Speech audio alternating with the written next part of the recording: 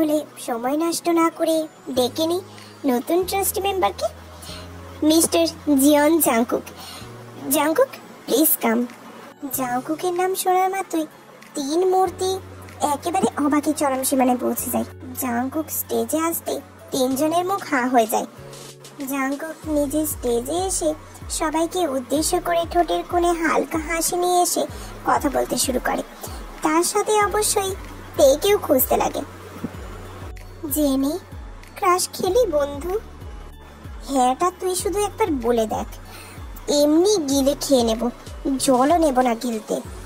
প্রথমে জাংকুক জিজু, তোদের জন্য ওদেরকে আমার মেলায় হারিয়ে যাওয়া ভাই বানাতে হচ্ছে রে। আমার জুটিটা মনে হয় ল্যান্ড করতেই ভুলে গেছে। আহারে বেচারি। চুপ শকুনি। আর এই তের বাচ্চি, তুই জানতিস না যে জিজু এখানে আসবে? জানলে কি আর আমি মাঝখানে বসতাম? কলেজে এসে আরো সামনের সিটে বসে পড়তাম। যাই হোক, এখন চুপ কর, আমার ক্ষেপটা কি বলতে চাই সেটা দেখতে দে। তে তো হাঁ করে জাংকুকের দিকে তাকিয়ে আছে, আর জাংকুক ভিড়ের মধ্যে তেকে খুঁজে পেয়ে দুজনে চোখাচোখি হয়ে যায়। তে হুট করে চোখ মেরে দেয় জাংকুকে, তাই জাংকুক ভ্যাবাচাকা খেয়ে কিছুক্ষণের জন্য চুপচাপ দাঁড়িয়ে থাকে। তে তো এই কাণ্ড দেখে মিটি মিটি হাসতে লাগে। তারপর আবার নিজেকে সামনে জাংকুক টুকটাক কথা বলে সবার থেকে বিদায় নিয়ে প্রিন্সিপালের সাথে থেকে স্টেজ থেকে নেমে যায়। আর তে তো আশেপাশে তাকিয়ে দেখলো সব মেয়েরা জাংকুককে নিয়ে গল্প করা শুরু করে দিয়েছে। এইসব দেখে তে রেগে গিয়ে দু হাতে জেনি আর জিমিনে হাত ধরে টানতে টানতে নিয়ে চলে যায় ওখান থেকে। কি রে, ওই রকম টেনে নিয়ে চলে এলি কেন?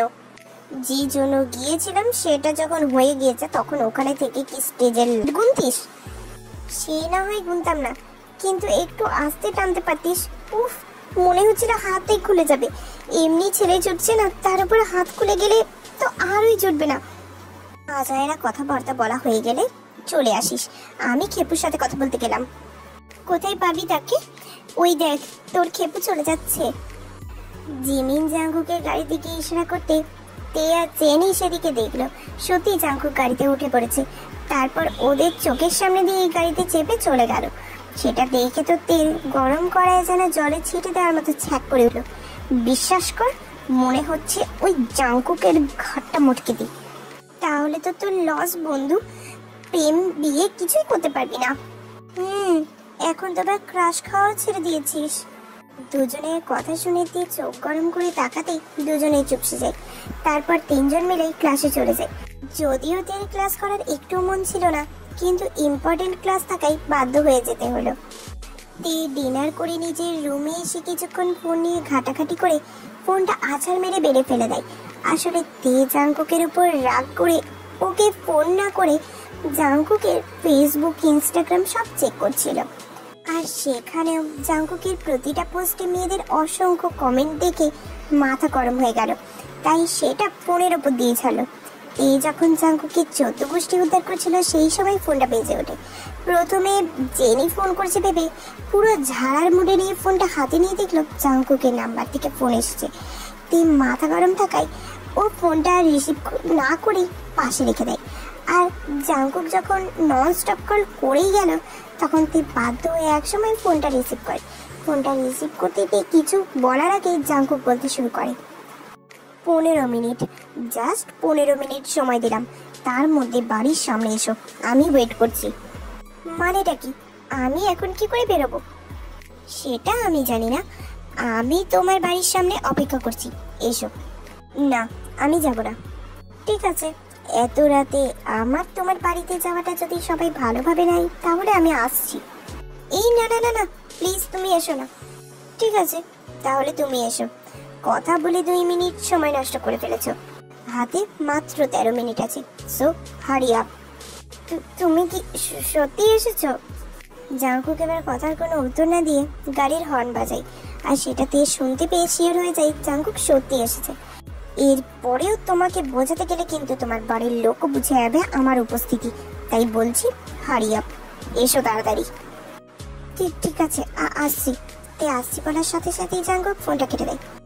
তেরে, জাংকুককে জ্বালানোর শাস্তি মনে হচ্ছে এবার তোকে হাতে নাতে পেতে হবে। এইবার বাড়ির মেয়ে থেকে ডাকাতের ভূমিকায় অবতীর্ণ হয়ে যা, না হলে জাঙ্কুক এসে তোকে পিস পিস করে দেবে, আর মামুনি ভাইয়া মিলে তো সেটা আনন্দে খাবে। এই কিছুক্ষণ নিজের মনের মধ্যে বিড়বিড় করে রুম থেকে বের হলো। তারপর পা টিপে টিপে বাড়ির বাইরে বেরিয়ে আসে অনেক সাবধানে। দরজায় দারোয়ান থাকায় মেন গেট দিয়ে না বেরিয়ে বাগানের দিকে পাঁচিল টপকে বেরিয়ে আসে, আর দূরে জাঙ্কুকের গাড়ি আছে দেখতে পায়, সেদিকে গেল। তারপর গাড়ির দরজা খুলে বড় বিরিয়ানির হাঁড়ির মতো মুখ করে গাড়িতে বসে জোরে দরজা লাগায়। আরে আস্তে, তুমি কি আমার সাধের গাড়ির দরজাটা এক্ষুনি হত্যা করবে নাকি? মন তো চাচ্ছে তোমাকে খুন করি। কি বললা? কিছু না। তা হঠাৎ এখানে কেন এলে এখন এত রাতে? আমার বন্ধুর সাথে একটু ঘুরতে বেরোতে মন গেল, তাই জন্য বেরিয়ে এলাম। এতদিন তো আমাকে খুব পাগল বলতে, এখন নিজের মাথা কি গেছে নাকি যে রাত 11টার সময় ঘুরতে যেতে মন করছে? সঙ্গদোষে মাথা খারাপ হয়ে গেছে। এই বলে জাঙ্কুক গাড়িটা স্টার্ট দেয়। এই, তুমি কি আমাকে আজকে বাড়ি থেকে তাড়িয়ে দেওয়ার প্ল্যান করছো নাকি? হঠাৎ এই কথা কেন? তুমি তো এতদিনে নিশ্চয়ই বুঝে গিয়েছো যে আমার দা ভাই আর মামুনি কতটা স্ট্রিক্ট, আর আমি এখন বাড়িতে নেই জানতে পারলে তুমি কি ভাবছো আমাকে দুধে স্নান করিয়ে চন্দনের ফোঁটা দিয়ে তারপর বরণ করে ঘরে তুলবে? বাহ, এমন হলে তো তোমারই ভালো হবে।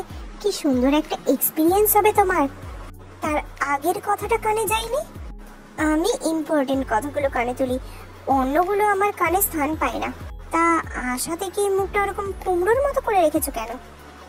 তুমি যে আজকে আমাদের কলেজে যাবে সেটা আমাকে আগে বলেছো যে আমি তোমাকে কিছু বলবো। ও, তো এবার বুঝলাম কুমড়ো হওয়ার কারণ।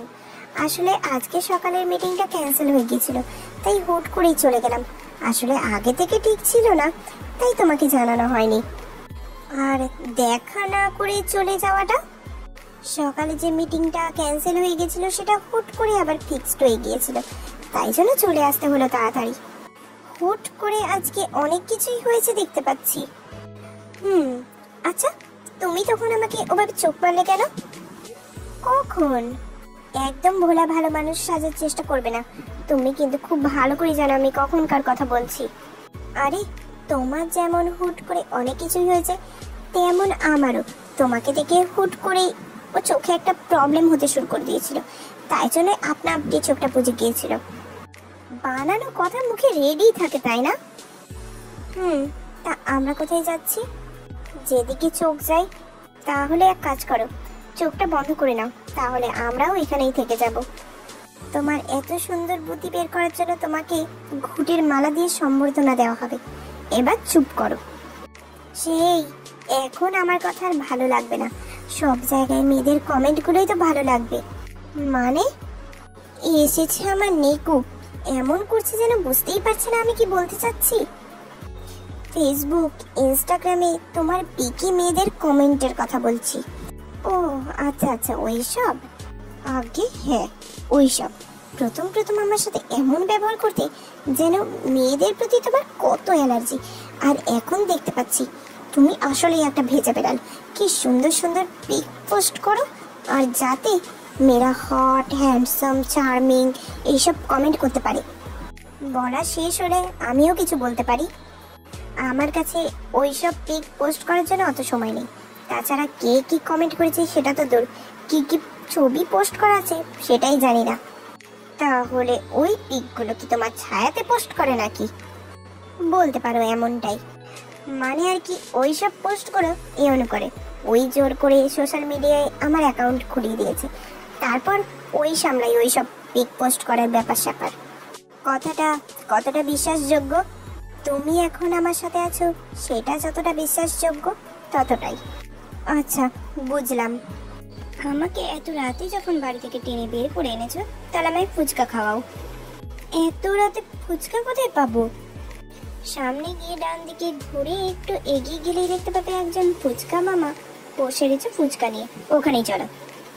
মাতাল যেমন কোথায় নিজের জিনিসের দোকান আছে সেই সব জানে, তেমনি মেয়েরাও ফুচকার দোকান কোথায় আছে সব জানে।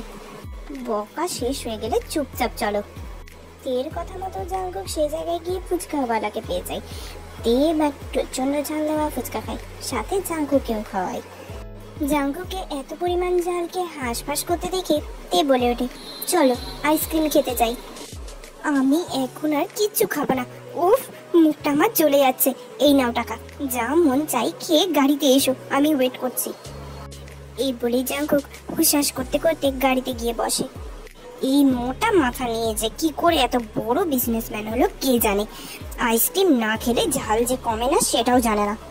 আমার কি বড় হুশাস। মামা একটা আইসক্রিম দাও তো। তে একটা আইসক্রিম কিনে মনের আনন্দেই গাড়িতে গিয়ে বসে। আর তে বসতেই জাঙ্কুক গাড়ি স্টার্ট দেয়। তে আইসক্রিম খাওয়ার ফাঁকে ফাঁকে আর চোখে দেখে জাঙ্কুকের লাল হয়ে যাওয়া মুখটা। তোমার জন্য আমার এমন অবস্থা হলো আর তুমি মনের আনন্দে আইসক্রিম খাচ্ছ? আইসক্রিম খেলে ঝাল কমে যাবে, তাই জন্যই তো খাচ্ছি। তোমাকেও তো বললাম, তুমি খেলে না, তা আমি কি করতে পারি এতে? কথাটা বলেই দিয়ে আবার আইসক্রিম খাওয়ায় মন দেয়। আর জাঙ্কুক সেটা দেখে টুপ করে তের হাত থেকে আইসক্রিমটা নিয়ে নিজের মুখে পুরে নেয়। ঘটনাটা এত তাড়াতাড়ি হয় যে তে কিছু বুঝেই উঠতে পারলো না। এটা কি হলো? তুমি আমার আইসক্রিম নিয়ে নিলে কেন? তুমি আমার জন্য আইসক্রিম আনোনি সেই জন্য। মানেটা কি? তুমি তো বললে তুমি খাবে না, তাই তো আনিনি, আর এখন উল্টে আমাকেই দোষ দিচ্ছ। জাঙ্কুক তের কথায় কোনো রকম কোনো পাত্তা না দিয়ে পর বলে, বা আইসক্রিমটা তো বেশ ভালো খেতে। বললেই হলো নাকি আইসক্রিম আমাকে দাও? তা তো হচ্ছে না, এখন আমার কাছে আইসক্রিম আছে তাই এখন এটা আমার। বললেই হলো নাকি, দাও না। তে জাঙ্কুকের কাছ থেকে আইসক্রিম নিয়ে টানাটানি করতে শুরু করলে জাঙ্কুক গাড়ি এক সাইডে পার্ক করে। তারপর দুজন মিলে বাচ্চাদের মতো আইসক্রিম নিয়ে কাড়াকাড়ি শুরু করে। এক সময় আইসক্রিম বেচারি ওদের হাত থেকে বাঁচতে টুপ করে পড়ে মৃত্যুবরণ করলো। সেটা দেখে দুজন দুজনের দিকে গম্ভীর মুখে কিছুক্ষণ তাকিয়ে থেকে হা হা করে হেসে ওঠে। Nice smile. হ্যাঁ, তোমার হাসিটা খুব সুন্দর, মাঝে মাঝে হাসতেও তো পারো। ঠিক আছে, এবার থেকে তোমার সামনেই হাসবো। এবার প্লিজ আমাকে বাড়ি পৌঁছে দাও, না হলে সত্যিই আমাকে বাড়ি থেকে তাড়িয়ে দেবে। পর দুজন মিলে আরো গল্প হাসাহাসি করতে করতে জাঙ্কুক তেকে বাড়ি পৌঁছে দেয়। সাবধানে যাবে, আর রুমে পৌঁছে আমাকে একটা মেসেজ করে দিও। Same to you, bye, good night. জাঙ্কুকের গাড়ি থেকে নামার আগে জাঙ্কুকের চুলগুলো হাত দিয়ে এলোমেলো করে দিয়ে তারপর নেমে পড়ে। এটা কি হলো? তে এবার গাড়ির জানলা দিয়ে মুখ ঢুকিয়ে পর বলে, আমার আইসক্রিম খাওয়ার ফল। কথাটা বলেই আর না দাঁড়িয়ে আবার পাঁচিল টুপকে বাড়ির ভেতর ঢুকে পড়ে। তের কাণ্ড দেখে জাঙ্কুক হাসতে হাসতে পাগল হয়ে যায়। পাগলি একটা। জাঙ্কুকও গাড়ি ঘুরিয়ে বাড়ির দিকে রওনা দেয়। তে আবার পা টিপে টিপে বাড়িতে ঢুকে উপরে গিয়ে নিজের ঘরের দিকে পা বাড়তেই সুগা সামনে এসে দাঁড়ায়। তের দিকে ব্রু কুচকে তাকিয়ে থাকে। দা ভাই, তুমি এখনো ঘুমাওনি? না, কিন্তু তুই এখনো না ঘুমিয়ে কোথায় গিয়েছিলি? কোথায় গিয়েছিলাম বলো তো? সেটা আমি জানলে নিশ্চয়ই তোকে জিজ্ঞেস করতাম না। তাও ঠিক, আসলে আমি তো নিচেই গিয়েছিলাম। হ্যাঁ, নিচেই গিয়েছিলাম। কিন্তু কেন? ঘুম আসছিল না, তাই আইসক্রিম আনতে গিয়েছিলাম ফ্রিজ থেকে। তা হাতে তো কিছুই দেখছি না, কোথায় আইসক্রিম? এত মন করছিল যে কিচেনেই দাঁড়িয়ে খেয়ে নিয়েছি, উপরে আর আনতে মন করলো না। বিশ্বাস না হলে আমার জিভে হাত দিয়ে চেক করো, এখনো ঠান্ডা আছে। সব সময় আলতু ফালতু কথা। যা চুপচাপ গিয়ে ঘুমিয়ে পড়, অনেক রাত হয়েছে। তে ঘরে যেতে গিয়েও আবার ফিরে এসে সুগার সামনাসামনি দাঁড়ায়। কি হলোটা কি আবার? তুমি এখনো না ঘুমিয়ে কি করছো? আমি তো তুমি তো কাজ, হ্যাঁ অফিসের কাজ করছিলাম। ঠিক আছে, ঘুমিয়ে পড়, আমিও যাই, ঘুম পেয়েছে আমার খুব। এই বলেই সুগা মানে কেটে পড়ে। আর সুগাকে চলে যেতে দেখে তে হাসতে হাসতে নিজের রুমে চলে যায়। তারপর জাঙ্কুককে মেসেজ করে জানিয়ে দেয় যে পৌঁছে গিয়েছে, আর জাঙ্কুকও জানালো 10 মিনিটের মধ্যে ও পৌঁছে যাবে। দুজনের কথা হয়ে যেতেই তে বিছানায় গায়ে দিয়ে দিল। আর একটু আগের ঘটনা ভাবতে ভাবতে ঠোঁটের কোণায় হাসি নিয়ে ঘুমের রাজে পাড়ি দেয়।